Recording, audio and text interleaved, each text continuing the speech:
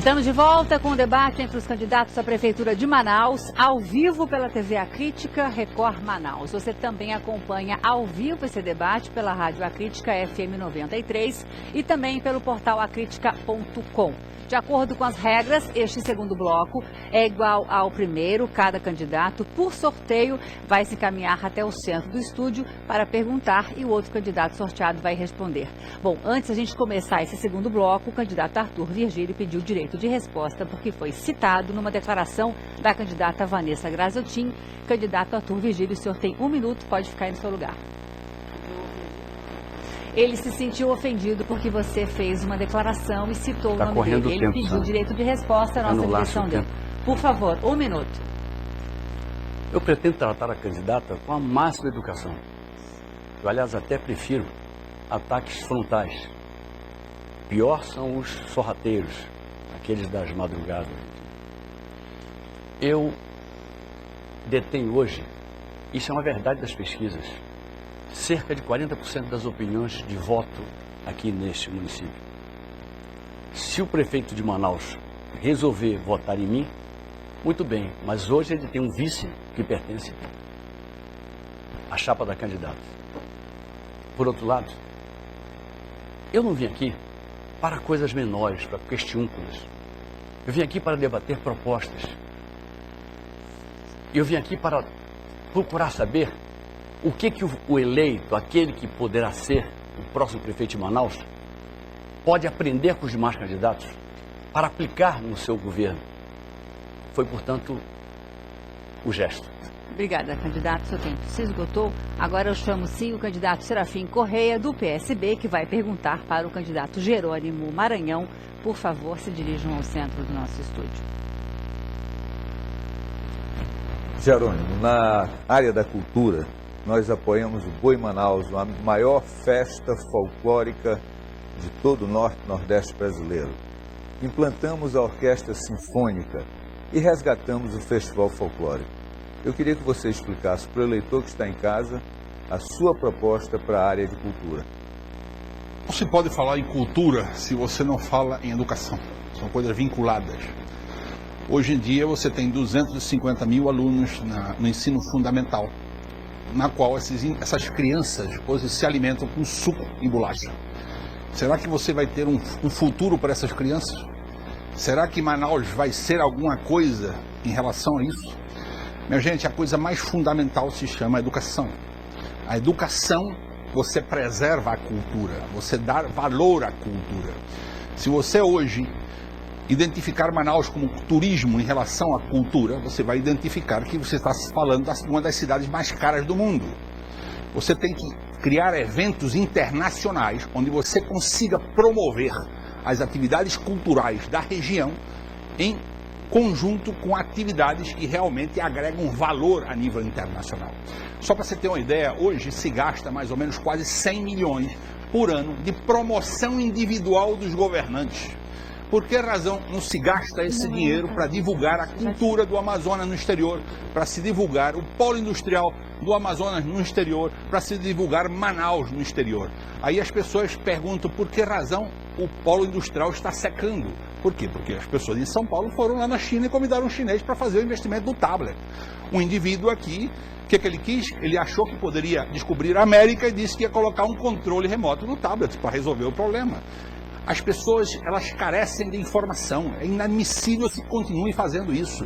Você não pode hoje utilizar 100 milhões por ano gastando em promoção pessoal, quando o problema de abastecimento de água você resolve com 30. Ou seja, todo ano o indivíduo gasta 60 a 100 milhões de reais com promoção pessoal e não gasta e não resolve o problema de água. Então o problema de água é um problema cultural, já leva mais de 20 anos. Você pergunte para a população. Seu tempo está estourado. Candidato, por favor, 1 minuto para a sua réplica. Pois não.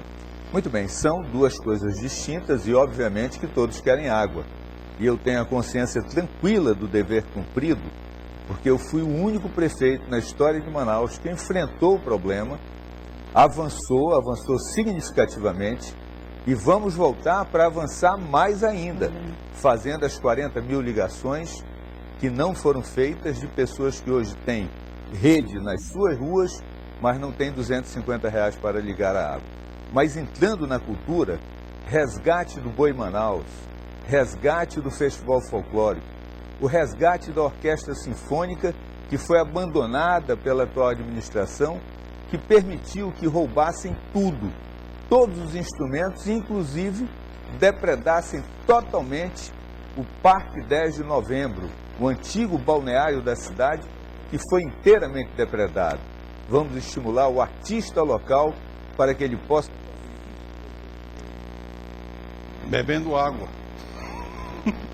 Minha gente, o programa custou 360 milhões de reais, foi feito na Zona Leste. O problema não é de captação, o problema é de distribuição.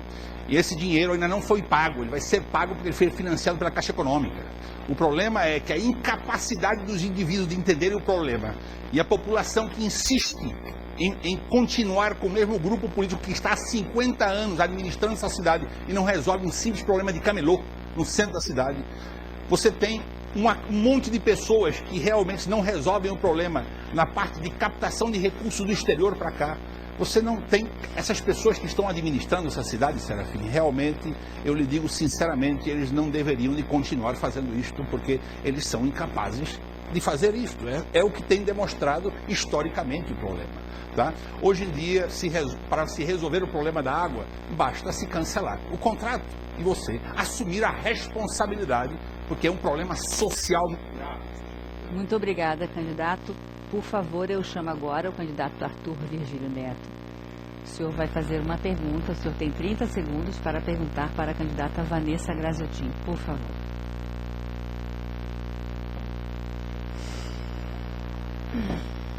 Bem, candidato. Boa noite. Boa noite. Vamos lá. Educação, as bases do seu projeto para a educação. Eu lhe digo isso, eu tenho tempo ainda. Com muita tranquilidade, até com um certo amor fraternal. Com muita tranquilidade mesmo. Olhando nos seus olhos, entendendo que aqui temos que trocar ideias em níveis civilizados. Eu fiz essa pergunta com um carinho extra, porque sei que é professora. Fui professora da rede estadual de ensino, aliás, fui da PPAM.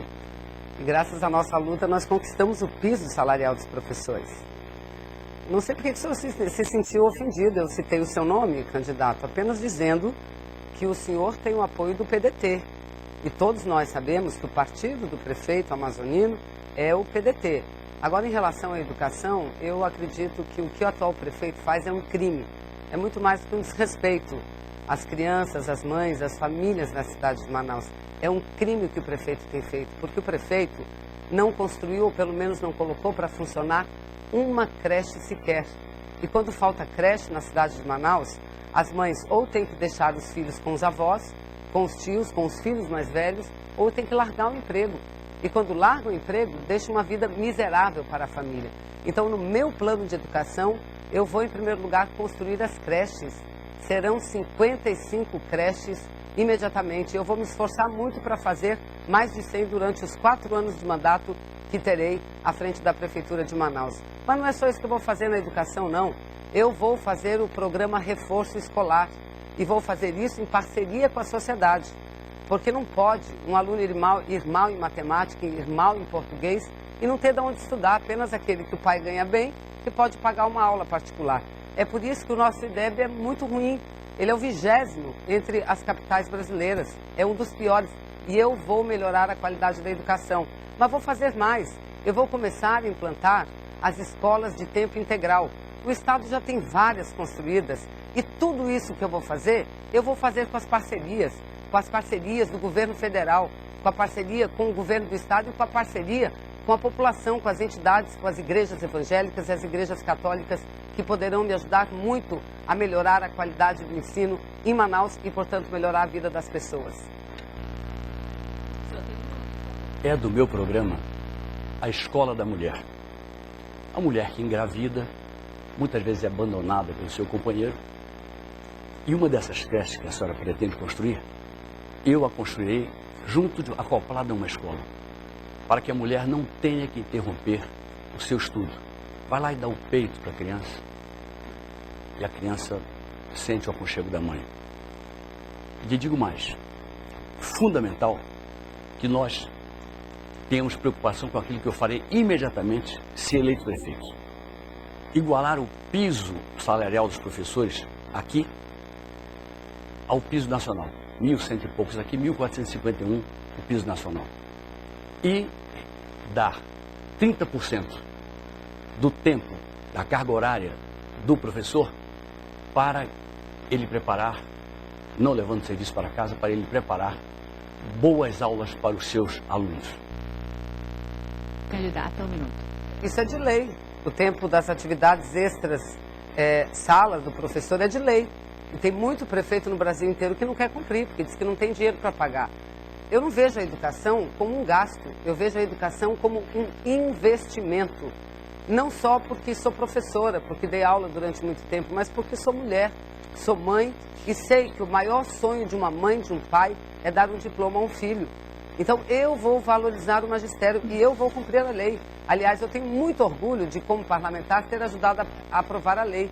E um orgulho maior que eu trago dentro de mim é que nós estamos falando muito de creche hoje, porque creche faz parte do sistema formal do ensino. E quem conseguiu isso fomos nós, mulheres brasileiras. Parlamentares, somos muito poucas, porém muito unidas. E quando diz respeito aos nossos direitos, aos direitos dos nossos filhos e das nossas famílias, a gente luta muito e nós é que conseguimos colocar a creche como parte fundamental do ensino. Obrigada, candidata Vanessa. Candidato Arthur Virgílio, por favor, agora candidato Paulderney Avelino vai fazer a pergunta para o candidato Henrique Oliveira. Lembrando que nós também estamos ao vivo pela Rádio Acrítica. Meu caro Henrique, a atual administração aumentou o IPTU, em alguns casos chegando até 500%, indiscriminadamente. Não poupou rico ou pobre. Tanto que alguém que mora no Vieira Alves ou lá no União da Vitória teve um aumento exagerado. O que você pretende fazer para fazer justiça fiscal, justiça social, manter a arrecadação alta e reduzir? Antes eu queria fazer um parêntese, até para... A gente está sentindo um clima pesado aqui. Eu acho que as pessoas vieram realmente para fazer propostas. Está parecendo mais um capítulo da vingança da Nina contra a Carminha. Mas eu queria dizer que a gente veio para propor, para a gente mostrar para você que a gente é a melhor solução. E em relação também, Paulderney, aos números que eu apresentei da construção do programa, eu faço isso de uma forma simbólica, dizendo que é o poço artesiano mais caro, lógico, não é um poço, é um local de captação de água, mas que está servindo como apenas um poço artesiano. E se nós colocarmos os 360 milhões de reais na poupança, pelo tempo que já passou paralisada essa obra, nós vamos chegar a um número aí muito próximo dos 500 milhões de reais.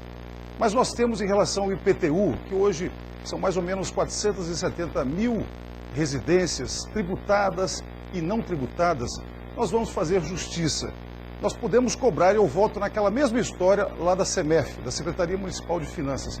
Se você chegar com a carteira de identidade e com um CPF, todo mundo sabe até o tamanho do seu banheiro, mesmo que seja lá no Nova Floresta, mesmo que seja no Morro da Catita, mesmo que seja no Jorge Teixeira, eles sabem de cor e salteado quantos filhos você tem, qual a área da sua casa. E se você, de repente, pega esse mesmo documento e chega lá na Secretaria de Saúde ou na Secretaria de Educação, ninguém conhece você. Na hora que você precisa pagar, eles sabem de cor e salteado todos os dados. Na hora que você precisa desse serviço público, você é totalmente esquecido e marginalizado. Nós vamos criar o IPTU progressivo e o IPTU regressivo. O IPTU regressivo para aquelas famílias que podem construir as calçadas, que podem arborizar as calçadas, que podem fazer algumas obras na porta da sua casa e vão ter desconto. E o IPTU progressivo é para aqueles terrenos que estão abandonados hoje e que precisam ter uma fundamentação coletiva para... Tudo bem, Henrique, tem um minuto. Sim. Henrique, são ao todo 540 mil imóveis inscritos no IPTU. Desses, 160 mil imóveis entraram no sistema na atual administração. E aí, com certeza, a maioria é da casinha do seu Manuel, do seu José, lá no Grande Vitória, no São José, no Jorge Teixeira, enfim, nos vários bairros humildes, até a casinha que estão em barranco, com 10 metros quadrados, com 20 metros quadrados. Da mesma forma como estão cobrando a água num preço absurdo e que vão cobrar o esgoto também com a taxa de 100% do valor da água, aumentaram indiscriminadamente esse IPTU. Nós precisamos fazer justiça fiscal. Vamos isentar essas pessoas que não podem pagar e que não devem pagar. Vamos fazer a taxa social para aqueles que não têm renda. Obrigada, candidato. Além desse IPTU regressivo e progressivo, eu tenho uma boa notícia para você. O Habite-se Já. Desburocratizar a questão. Você que tem uma casa nos conjuntos habitacionais, vamos começar pela zona leste da cidade, Vilar Câmara, Tiradentes, Acariquara. Se nós formos para o Parque 10, muitos conjuntos habitacionais também, e hoje essas pessoas não têm o Habite-se. Eles não conseguem fazer um financiamento na Caixa Econômica Federal porque não tem o Habite-se. Nós vamos dar o Habite-se Já para todas as residências que tiverem mais de 10 anos no nome da mesma pessoa. Essa pessoa vai poder fazer a sua reforma, vai poder vender esse imóvel. Hoje é difícil até vender esses imóveis e nós temos essa preocupação. IPTU progressivo, IPTU regressivo e o Habite-se Já. O senhor tem mais 10. Eu estou satisfeito. Eu chamo agora então o candidato Jerônimo Maranhão, que vai fazer a pergunta para o candidato Serafim Correia. Boa noite, Serafim. Você declarou que iria dar um computador para cada criança, né? No ensino fundamental que está saindo. Por favor, esclareça a população qual é a configuração desse computador, quanto vai custar isso e realmente da onde sairá esse dinheiro. Perfeitamente. Ótima essa pergunta do Jerônimo, porque me dá a oportunidade de esclarecer aqui para todos mais uma vez o que é o programa Um Computador por Aluno.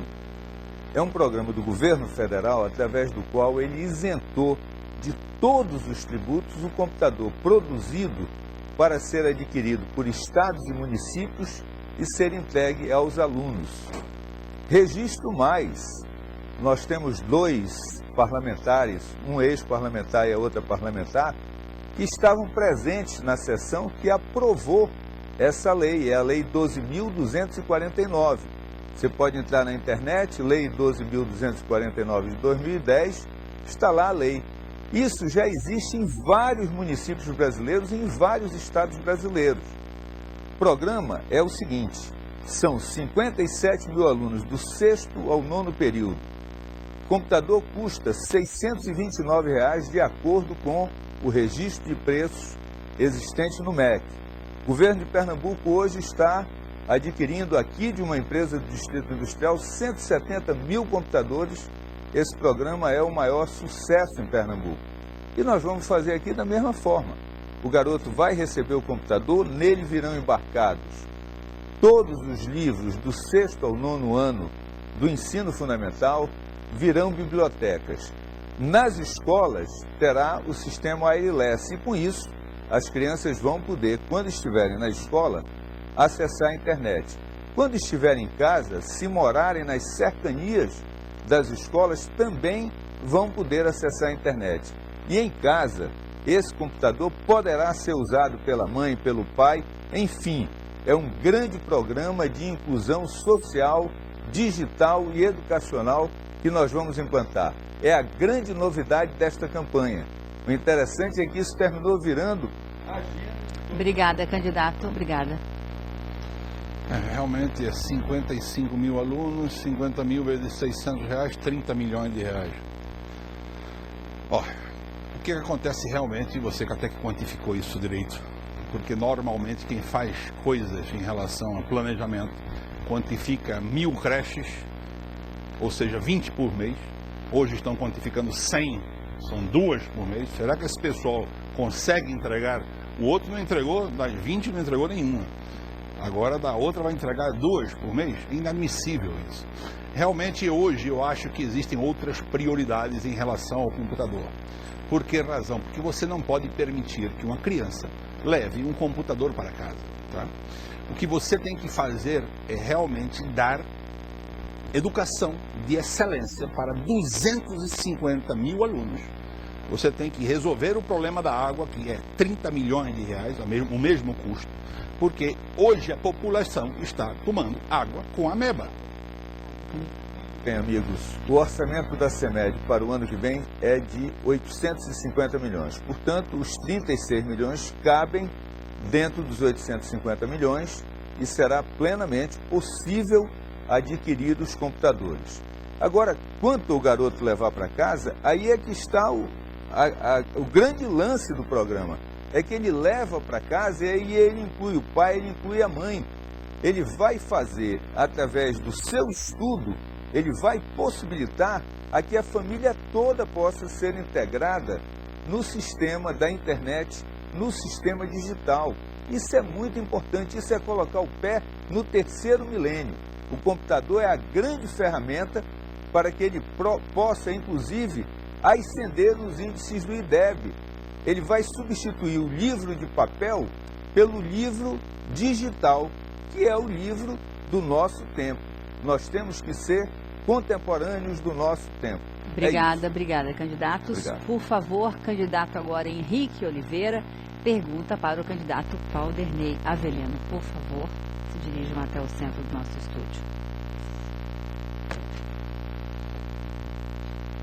Valderney, existe uma verdadeira epidemia social em relação à questão da falta de segurança que nós vivemos nos dias de hoje. Dados revelam que o Brasil é o maior consumidor de crack e o segundo maior consumidor de cocaína do mundo. O que você tem como projeto e programa de governo para resolver esse grave problema? Bom, em primeiro lugar, eu quero dizer que o combate ao tráfico de drogas é da alçada federal. A Polícia Federal é que tem que combater. Agora, essa droga está chegando na família. Essa droga, Henrique, está entrando na escola. O que nós vamos fazer? Nós vamos transformar essa guarda municipal, que hoje anda com um bloco de nota, multando as pessoas, se já não bastasse o Corujinha, que multa indiscriminadamente, mesmo sem placa de sinalização, está multando todo mundo indiscriminadamente. É uma indústria de multa, é uma pouca vergonha essa história de Corujinha.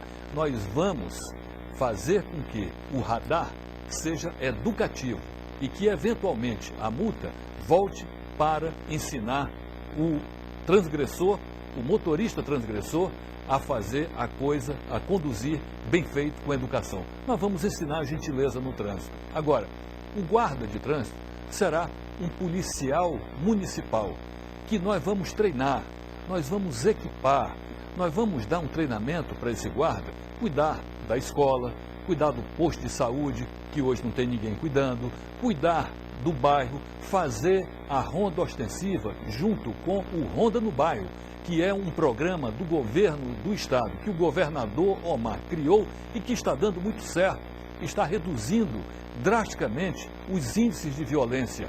Isso é uma coisa muito boa. E eu, como prefeito, vou fazer pela primeira vez um prefeito assume isso, fazer segurança também ostensiva, fazer a ronda ostensiva.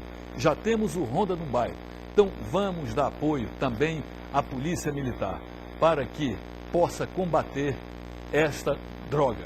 Agora, vamos também criar as clínicas para fazer o tratamento, acolher essas pessoas.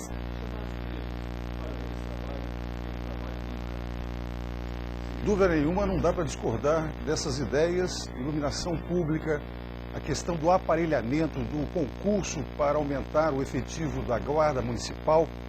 Agora, eu queria realmente me reportar a essa última questão, que é exatamente a criação de clínicas para a recuperação desses jovens, dessas crianças que estão à mercê dos traficantes. Nós vamos combater o desperdício, combater a corrupção e vai sobrar dinheiro para a gente poder chamar a Igreja Católica, a Igreja Evangélica, os evangélicos e colocar nesses centros de convivência para que as crianças consigam sair. Oficina do diabo é cabeça vazia é oficina do diabo. Então nós vamos criar essas clínicas de recuperação dos drogadícios, dos dependentes químicos e vamos colocar à disposição, como também ampliar os centros de convivência dos idosos, vamos construir as... Obrigada, candidato. Por favor, o senhor tem 1 minuto para a sua tréplica. Bem, Henrique, eu acho que você está absolutamente certo.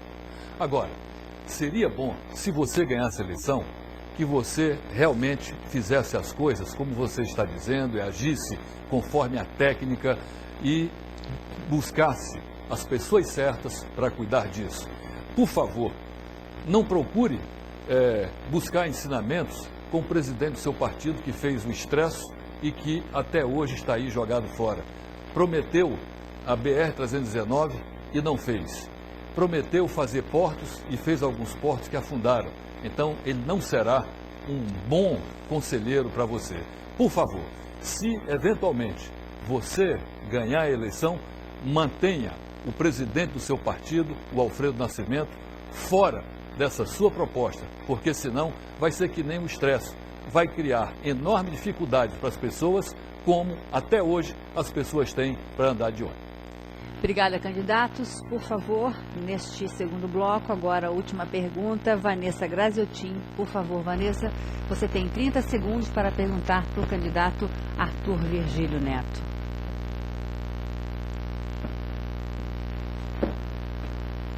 Candidato, todos nós sabemos que a Zona Franca de Manaus é muito importante, não só para o Estado, mas principalmente aqui para a nossa cidade. Ela gera emprego, ela gera renda, ela gera recursos para o Estado, para Manaus e para todos os municípios. O presidente Lula prorrogou por 10 anos, agora serão mais 50. O senhor foi ministro e deputado de Fernando Henrique Cardoso. Por quantos anos os senhores prorrogaram a lei e qual o número dessa lei? Porque é muito importante que isso seja esclarecido, candidato. O senhor foi ministro. Seu tempo se esgotou. Muito bem, candidata. A prorrogação acontece quando está na hora de ela acontecer. Os projetos de prorrogação são meus. O que está na Câmara é meu, relatado pelo deputado Henrique Oliveira. Aliás, Henrique, eu não sei essa história de Lina e Carminha, porque eu não vejo novela. Ouvi falar de Carminha, mas não sei nada de Lina. E lhe digo mais, o de 50 anos é meu também, tramita no Senado. Defendi a Zona Franca a vida inteira, por dentro do governo, por fora, enfrentando a lei de informática. Não me lembro do seu discurso, eu fiz vários numa sessão só da Câmara e tinha a honra de ser seu colega. Agora, tem uma coisa muito lamentável a registrar. Quando se votou aqui a MP dos tablets, votou em Brasília, há o registro, eu estava em Portugal e não quero acreditar nisso, que a senhora teria perdido a votação, estaria distraída no cafezinho do Senado, teria perdido a votação. E não vamos aqui fingir que a Samsung vai resolver o problema, porque não vai. Vai com os smartphones dela, mais um pouquinho, e depois a produção toda vai ser transferida para São Paulo, vai ser transferida para Minas Gerais, para Rio de Janeiro, para o centro-sul do país, para perto do mercado consumidor. Foi uma derrota fundamental que pode ter marcado um golpe de morte na Zona Franca. Eu já cometi muitos erros. Nunca o da omissão. Nunca o da omissão. Jamais o da omissão. Eu sempre enfrentei as questões de maneira clara, nítida. Nunca deixei de votar, inclusive como líder de Vossa Excelência me assistia, as propostas que vinham do governo, que eu procuraria interagir sobre elas sempre, discutindo com os meus pares adversários de maneira ampla, corajosa. Não há registro de uma omissão minha. Obrigada. Por favor, candidata. Eu fiz uma pergunta clara, todos ouviram. Eu perguntei por quantos anos o governo que o senhor serviu, do PSDB, que aliás entrou com uma DIN agora contra a Zona Franca de Manaus para acabar com todos os incentivos da Zona Franca. O senhor disse que tinha rompido com o PSDB num dia. 3 dias depois, o senhor recebe quase R$800 mil para financiar a sua campanha. E eu perguntei do senhor, por quantos anos o seu governo, o governo de Fernando Henrique, prorrogou a Zona Franca? Por nenhum. Não citou a lei porque não prorrogou por nenhum. E era a hora, sim, de prorrogar a Zona Franca. Dos muitos discursos que eu fiz, e não só eu, todos nós da bancada do Amazonas, porque todos defendemos, eu não estou duvidando disso, que o senhor nunca disse, que o senhor nunca discursou a favor da Zona Franca, todos nós discursávamos a favor da prorrogação. Só que o Fernando Henrique era contra. E o senhor não teve a força, nem como ministro, de conseguir essa prorrogação. E o senhor que fala tanto de tablet, seja mais honesto com as pessoas. Foi no governo... Seu tempo se esgotou. Candidata Vanessa Graziotin, obrigada. Por favor, o senhor tem 1 minuto. O candidato não consegue completar um tempo dentro do limite. Isso é prova de que alguma coisa de perverso com o seu metabolismo interno está acontecendo. Mas eu lhe desejo paz, muita paz. Eu não recebi nenhum tostão do governo de Geraldo Alckmin, com quem eu sou rompido, sim. Como sou rompido com José Disseu, com os mensaleiros, com Orlando Silva do Ministério dos Transportes, corrupto, ficou provado isso. Eu recebi ajuda do meu partido, que não tem nada a ver com o governo de São Paulo. Alckmin é membro do PSDB, como eu sou membro do PSDB e eu sou adversário interno dele. Nosso partido não é uma igrejinha, não. É um partido grande. É um partido que vive pendurado em cargos, não. É um partido grande, é um partido que tem força. Um partido que tem, portanto, direito a ter correntes, a ter divergências lá dentro.